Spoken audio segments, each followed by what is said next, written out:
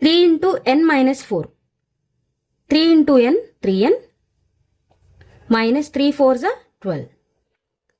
Plus 2 into 4n, 2 4s are 8n.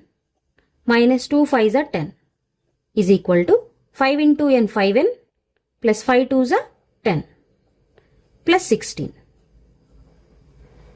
So 3n plus 8n, 11n, minus 12 minus 10 minus 22 is equal to 5n plus 10 plus 16, 26.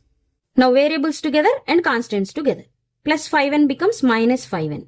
11n minus 5n is equal to 26.